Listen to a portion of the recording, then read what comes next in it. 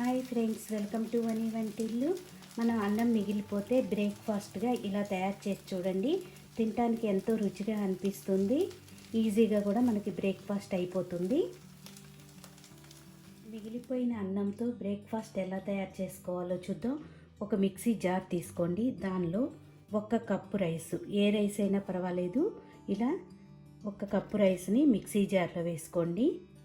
దీనిలో 1/2 cup water వేసుకొని మెత్తగా పేస్ట్ లాగా గ్రైండ్ చేసుకోవాలి.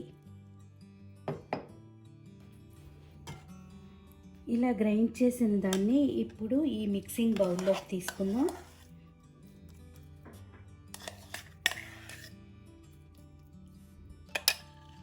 దీనిలో 1/2 కప్పు బొంబాయి రవ్వ వేసుకోవాలి. ఉప్మా రవ్వ ఉంటుంది కదా, దాన్ని వేసుకోండి. 1/2 కప్పు పెరుగు వేసుకోవాలి.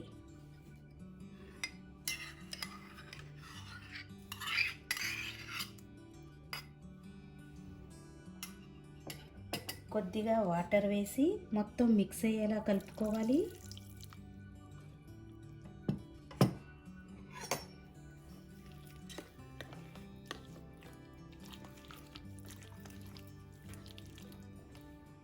చూడండి, మరీ గట్టిగా కాకుండా మరీ పల్చగా కాకుండా పిండిని ఈ విధంగా కలుపుకోవాలి.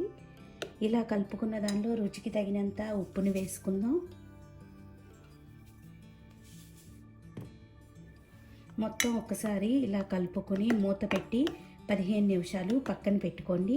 ఇలా పెట్టుకోవటం వల్ల మనకి రవ్వ సాఫ్ట్గా అవుతుంది.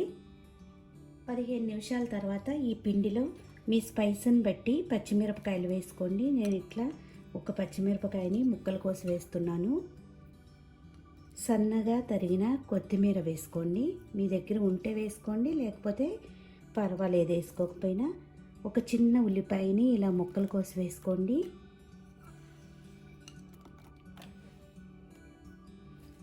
కొంచెం ఎక్స్ట్రా రుచి రావడానికి మనం ఈ విధంగా వేసుకుంటే మళ్ళీ ఆ పిండిలో చాలా టేస్టీగా అనిపిస్తుంది. స్టవ్ ఆన్ చేసుకుని చిన్న బాండీ పెట్టుకోండి. 1 స్పూన్ ఆయిల్ వేసుకోండి. ఆయిల్ వేడయ్యాక కొద్దిగా ఆవాలు వేసుకోండి. కొద్దిగా జీలకర్ర వేసుకుందాం. 5-6 పల్లీలని ఇలా దంచుకుని వేసుకోండి. ఈ పల్లీలు వేగి మనకి దానిలో తినేటప్పుడు చాలా బాగుంటాయి. దీనిలో కొద్దిగా కరివేపాకు వేసుకుని వేయించుకోవాలి.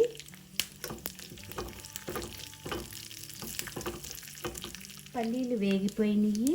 ఇప్పుడు దీన్ని పిండిలో కలుపుకుందాం. ఇప్పుడు మొత్తం మిక్స్ అయ్యేలా కలుపుకోవాలి.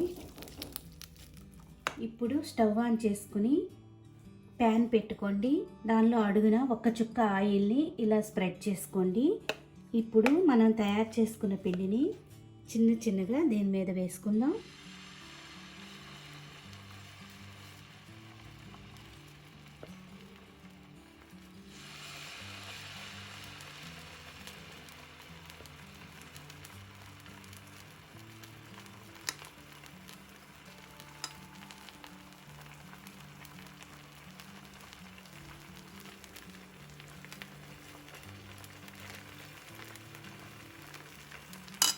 కాలుతున్నప్పుడు కొద్దిగా ఆయిల్ని వేసుకోవాలి.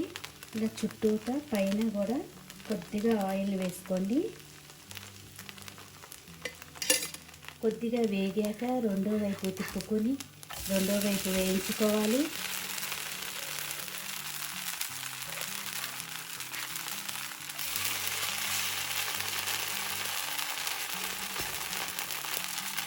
ఇలా 2 వైపులా కాలిన వాటిని ఇప్పుడు సర్వింగ్ ప్లేట్లోకి తీసుకుందాం.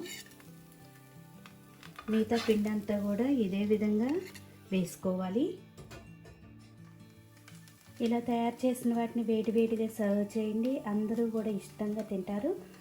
ఈ వీడియో మీకు నచ్చినట్టయితే ఒక లైక్ చేయండి, షేర్ చేయండి, కామెంట్ చేయండి. మరిన్ని వీడియోల కోసం వని వంటిల్ని సబ్స్క్రైబ్ చేసుకోండి. Thank you for watching.